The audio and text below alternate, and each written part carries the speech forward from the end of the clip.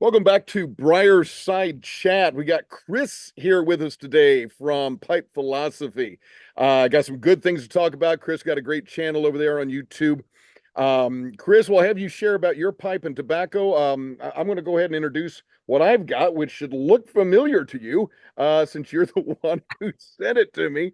It Yeah. is this gorgeous cherry hardwood Rob Roy bent from Missouri Meerschaum.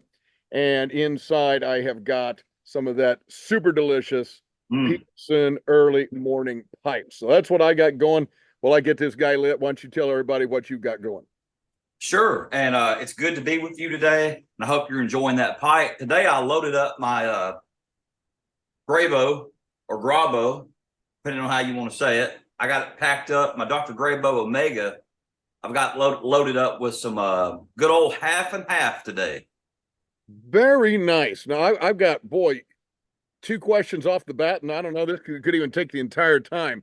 Talk to me about that half and half. Well, you're going to get lit there, but everybody talks about that. I know it's one of the great classic blends.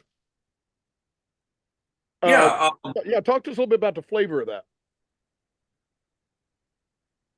Half and half, as it says, it's I think it's bright Virginia and Okay. burley mixture. So pretty, you know, nothing incredibly out of the ordinary. Just a good, I guess what we'll sometimes refer to as a codger blend. Yeah, yeah. Um, to me, it's just got a real smooth, uh, it's just real smooth smoke. You know, Okay. it's kind of the one to me you kind of want to throw in the pipe and forget about it. Go do something outside. Go, while you're whatever you're doing. At some point, I'm going to have to try to. You want to talk about smooth, baby? Oh my goodness, which I'd never had, and I've smoked it now several times since getting it from you. That was a giveaway to celebrate. It was a certain number of subscribers. Am I correct? That's right, exactly. And we want to talk about your channel here too at some point. But man, boy, that early morning pipe seemed really smooth as well. I've really enjoyed that. I want to hear about Good. that Dr. Grabow. Yeah. It's kind of funny. I just now downloaded a video. One sec. I'm sorry. Yeah, sure. Something popped up on my computer. I just downloaded a video, just like it just loaded like 2 seconds ago, but it was my pipe collection so far. Okay. And so currently I've only got 4 pipes. But a Dr. Grabow is the first, what I call real pipe I bought. I bought a Dr. Grabow Savoy Smooth, which I'll show that to you. I bought this Savoy Smooth. This was the first real pipe I ever bought. Okay. Ooh, that is Great smoker. Oh, fantastic. that's beautiful. And then I bought a Missouri Meerschaum corn cob because, Sure. hey, who don't like to have a cob? But I bought this one recently. This is a Dr. Grabow Omega. I think it's the Grand Duke. I may be mistaken by that. Okay. But it's just a beautiful looking pipe, pretty briar pipe, and man, it just smokes like a champ. I mean, you can't beat it. Which one of those two is the larger? If You know, maybe I not was much difference. wondering that myself. I think the Savoy might be a little bit bigger. Okay. I actually bought this one because I thought it being the Grand Duke, it was going to Yeah. be, but it's actually not. Okay. I've at some point I've got to get a Graybow into my collection simply because classic pipe, American pipe, and obviously been around great lines, beautiful look, and I just haven't decided which one to get. Where did you get those? At a brick and mortar, or did you get them online? No, I got them on just like where your pipe come from, tobaccopipes.com. You went online. Okay. Tobacco pipes. Yeah. I'm gonna And look into that Savoy, Dr. Graybow Savoy. That looks in particular pretty nice there. if Beautiful finish. So, talk to us a little bit. How long have you been enjoying the piping hobby? well, yeah, and anyone that gets on my channel will recognize this because I talk about it. But I'm relatively a new pipe smoker. I've only been smoking for about 7 months. I guess a lot of people, I'm a big Lord of the Rings fan.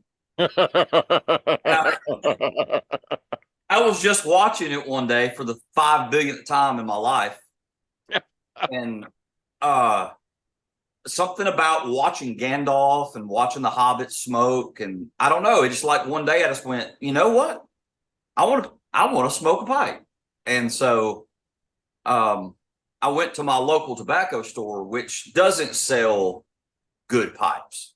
I mean, Yeah. they sell the bottom of the barrel. And I just bought a pipe and I bought a pouch of some smoker friendly vanilla, and I just got started. But all in the meantime, I was starting to find pipe content on YouTube. I didn't even know such thing existed. Yeah. Yeah. So I looked up like how do you pack or what are good pipes, and then I realized there was this great community of pipe smokers online. I was like, wow, okay. So probably about 7 months, yeah, and all. Yeah. I'm just a little over a year myself, and same thing as you. And honestly, it's the same thing when I was getting into guns. I go online, learn, right? And how to pack, how to buy a pipe, how to draw, just all that stuff. And then you start discovering, oh wow, there's a lot of stuff out there, and you start seeing certain channels that come up a lot, and you go, oh, that's really kind of cool, and so forth there. So, it'd be an interesting thing to check sometime how many people have come to pipes because of family or friends, and how many have come to pipes because of movies or television. And I bet a lot of people, Lord of the Rings especially. And it's funny, once you start smoking a pipe, you start then seeing older movies and older television shows, and you start noticing people smoking a pipe in a way that you wouldn't have before. That's a great point. I'm actually thinking about doing a video about the history of pipe smoking, maybe a brief history of pipe Oh, smoking, yeah, dude, do it. and just talk about phases of the pipe. Because in the Native American tribes, Right. the pipe was kind of a spiritual thing, though they were sending the smoke to the gods. Yes, right, right, right. And then as it moved over to the English started getting tobacco and taking it over there, pipes become a something of you know a conversation and intellect and all these kind of well, I kind of probably messed that up what I'm trying to say there, but Oh, no, it's just yeah. made the gentlemen got Right, together, smoked a pipe, and talked about business and philosophy, and right. it's all that stuff. Yeah, it's interesting to see how that's woven in and out of different cultures, and really played Mhm. a different role, like you were talking about the kind of spiritual thing with Native Americans, and then just kind of a different thing. Now, you want to talk about intellectual? I can't help it, but I'm seeing a whole bunch of books behind you, sir. Now, from video, I can't really see what you got going on there, but maybe tell us a little bit about some of your books, what you got on the shelves there. Oh yeah, sure. Well, I guess if people didn't know this, I'm a minister, which you know to some, smoking a pipe and that don't go hand in hand, but I believe they do. Theologically speaking, I think there's a misunderstanding about that. Great misunderstanding. Agreed. But yeah, my books behind me. Well, these are some of my favorites. These are my commentaries on the whole entire New Testament. Nice. These are Treasury of David. This is by Spurgeon, who was an Nice. avid pipe smoker. Nice. Uh, and then a lot of the other books are just random things that I've collected. Um, and so yeah, I got a great big bookshelf. It's kind of sitting here behind me. So I don't know if uh, you ever watch any of the videos by a guy named Malcolm Guite. He, oh yes, you I know, think he's fantastic. and man, I got to tell you, I just love that little study of his and all those Oh, books. And quite frankly, it's a hot mess, is what it is.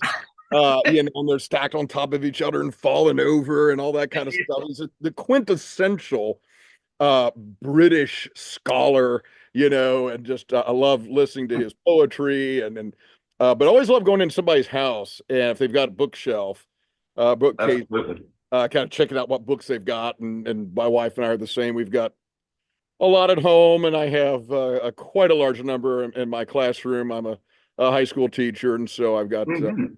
quite a lot there. Matter of fact, my students were counting, or we were counting here a couple years back, and somewhere in my classroom, I've got somewhere north of 1,200 books. And some kid had read online that once you hit 1,000, you have a library. And so now we kind of brag. It's like, ooh, hey, we've got our own library, here in Mr. Perkins' classroom. But 1,000 books to me is just a good start. Yeah, absolutely. Well, I guess I find a commonality with you because you're a teacher. I'm a minister. In a way, I'm a teacher, Oh, of course. of course. And, I'm also driven, I guess, to the intellectual side of things. Men like Tolkien Yeah. and Spurgeon and a lot of these individuals like that were scholarly. There's also the pipe associated with them. Yeah. And so that's actually something I'm trying to do on my channel, and I'm trying to get better at it, but is not be so much just a pipe, tobacco review channel, but also talk about the philosophy behind pipes and Yes. things associated with pipe smoking. Which when you see like a picture of Tolkien. Oh, yeah. Oh, sorry. Okay.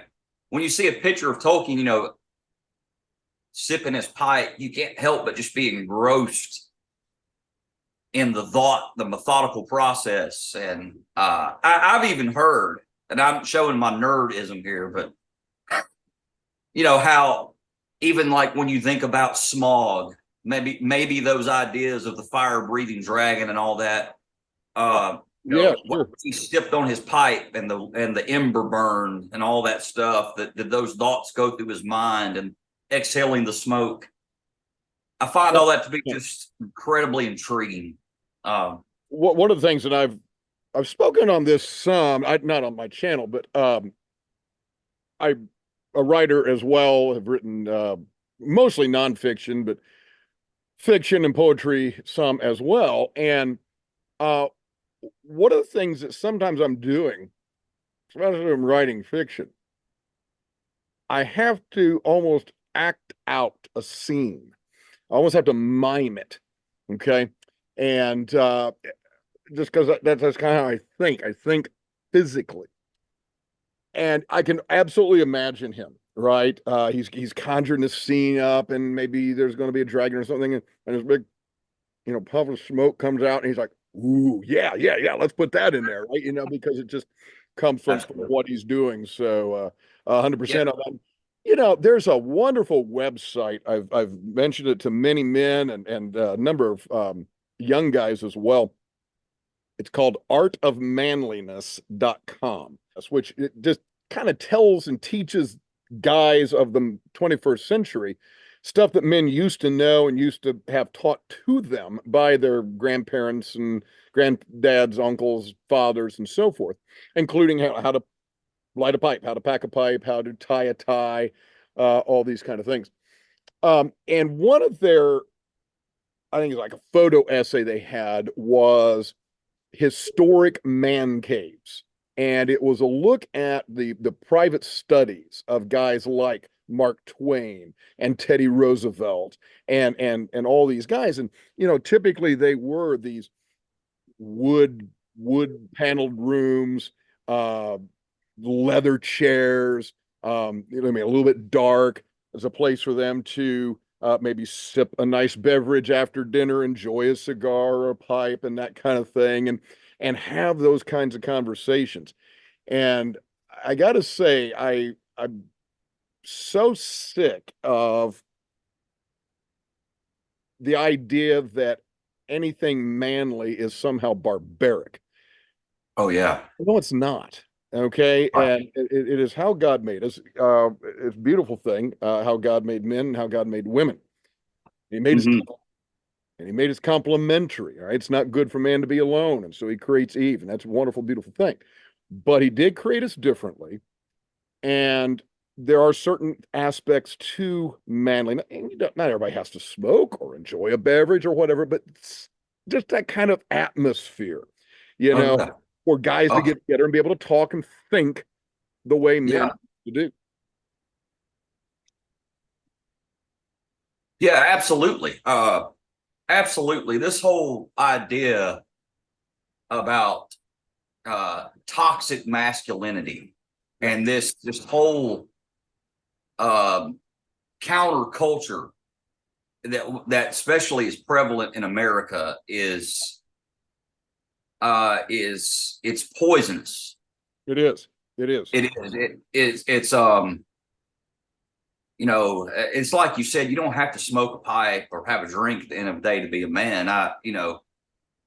It's the idea that there has to be some kind of downfall of the patriarchy or something. That to me, all this stuff is just what's dangerous about it to me is that there's a whole entire generation of youth being brainwashed, Yes. Yes. and and that's why with 3 kids, I even monitor what they watch to a degree, As you should. and and try to teach them, because it's in everything. It's almost inescapable. I mean, you watch a movie, Oh, sure. uh, the protagonist must be female, and there's nothing wrong with having a female lead. I mean, look at Princess Leia. Absolutely. She Absolutely. was fantastic, but it wasn't so pushed like a woman has to be the lead. The Certainly. man has to be dumb and in the background. And that's the thing of it. It's not even so much just that the woman's in the lead, but it's that the male character is an idiot. He's a buffoon. Right. He's a clown. And no, you're absolutely right. I mean, our children are grown now. Our daughter is will be a sophomore in college, and our son is graduated. Yeah. And literally just last night, our daughter was home with us. My wife and I, we were rewatching for the umpteenth time Downton Abbey, the Downton Abbey television series. Oh And there's yeah. a scene in one of the episodes. Our daughter, age 19, fast forwarded through it, right? Because she knows she's not comfortable with it. We would have fast forwarded it back, earlier. So she's learned that, she knows that, and our son's the same way. And I think that's the appropriate role of a parent, is to shepherd and to guide those kinds of entertainment choices there. So It's true. And I'll tell you this too. There's also another side of that coin. There's also this kind of overreaction, and you'll see this on YouTube and other places where there's also a promotion of, okay, if you want to be a man, then you have to be the alpha Chad, oh, right? absolutely, yeah. And that's not what being a man is about. No. I mean, the people that in my life that were my inspirations for manhood, I may have done a video about this before, but there were just men that did what had to be done. They just took Word. care of their family. Yes. They went to work. They took their family to church. Yeah. You go to church, and that, to me, that's an example of manhood. Yeah. Not being like, I make X amount of money per year, Right. I'm ripped, all this. That's kind of ridiculousness to me. Well, and let's just take Jesus as an example. All right. So Mm. here's an individual who is either the worst example of a man in human history or the greatest example of a man in human history. Now, if Mm-hmm. you're coming at it from the macho alpha male, like you were saying, Jesus is a complete wimp, with the exception of that whole knocking over tables and money changing tables in the temple bit. Uh, The fact is, guy lets himself get arrested. That's weak. He lets himself get executed unfairly. That's weak, right? You're a wimp if that's your model. On the other hand, if you realize what real manhood is, this is a guy who, as he said, could have called down legions of angels. Right? He could have wiped out the earth. You want to talk about war of the worlds? Jesus could have led the war of the worlds, right? He could have Oh yeah. conquered the earth. Mm-hmm. Chose not to. Yeah. What kind of strength does it take to hang on a cross for Right. something you didn't do Right. for the sake of and the redemption of people who don't even like you? Mm-hmm. Absolutely. I couldn't have done it. I've said for years, and this is how, by the way, just as a minister, you should probably know this. I want to let you know I'm not Jesus. Oh, In case you thought I was, I want to let you know I'm not. And here's how one of the many, many reasons I know I'm not. If I'd been Jesus, I would have hopped off the cross, pulled that thing out of the ground. And if you ever think about a cross turned upside down, it's a big old sword. yeah. I'd have pulled that cross out of the ground, turned it upside down, and mowed down every last one of them. That's I, That's what I would have done. yeah. That's right. For Christ to do that Right. willingly is an act of strength, the likes of which no bodybuilder, no Superman or Batman could ever muster. Absolutely. So, and which is why also I think it's unfortunate and quite honestly strange. Really, it's actually strange. But unfortunate that in so many churches or in a lot of churches, it seems there's more of a woman only culture, that somehow going to church is a woman's thing, reading the Oh, Bible is a woman's thing, right? oh And yeah. wife goes to church, I stay home. Really? Right. Because Yeah. that doesn't make a That's mm-hmm. That's true. Yeah. Like, oh, I got to take mama down to church this morning, you yeah, know, but yeah, I mean, no, in fact, the Bible will tell us, Paul said in Ephesians, that as, a man's role yeah, is to be the spiritual head of his household. right, His priority to his wife is to love the church as Christ loved, to love his wife as Christ loved the church. right, So, exactly, and I've said this from the pulpit before, I'm like, men, we are not to lord over our women, but they are to be, as the spiritual leader, yes, they are to be to some degree in subjection to us, but you got to be a man worthy of wanting them to do that. amen and amen. And, when you were talking earlier about Christ, well, and that's the thing too, is that part of being a Christian is the character change it brings. And Christ said himself, the greatest among you will be your servant. And he was speaking of himself. He said, I'm going to go give myself on the cross. Right, The right, apostles had that argument. Well, Lord, who will be the greatest in the kingdom? right, yeah, Right? Who's going to sit at your right hand? right. Who you Says the one who first? humbles Yeah, himself as his child. right, And so there's strength in humility. right. And when it comes to being a man, I think that's the greatest lesson, some of the greatest lessons that we can teach our children. It's like my son, he's 16 and he's an athlete and he's getting kind of strong. And, we've had those conversations about, like, son, hey, I know sometimes, you want to knock somebody's lights out. All right. But the greatest strength is picking your battle. That's Right. what makes you a man. It's learn when something's really actually worth fighting for, Yeah. not, proving to everybody that you're the toughest guy. No, that's right. Uh, I never had a Sunday school teacher one time made a comment. He said, being weak is not even being able to fight back. He said, being meek is having the strength to clean somebody's clock and choosing not to. yeah. Right. So there it is. Well, brother, we always try to keep these on the shorter side, just knowing how YouTube attention spans are. I understand. I probably rambled on. I hope I didn't. No, But it this was is a absolutely wonderful, and so enjoyed. Would love to have you back on, and yeah. we can talk a little bit more in depth about a host of other things. Certainly going to link to your channel, Pipe Philosophy 1377, on YouTube. We'll have that link there popping up in the video. So definitely go check out Chris at the Pipe Philosophy. Chris, is a pleasure, and once again, thank you so much for your giveaway. You're most welcome. I'm glad that you're enjoying the pipe.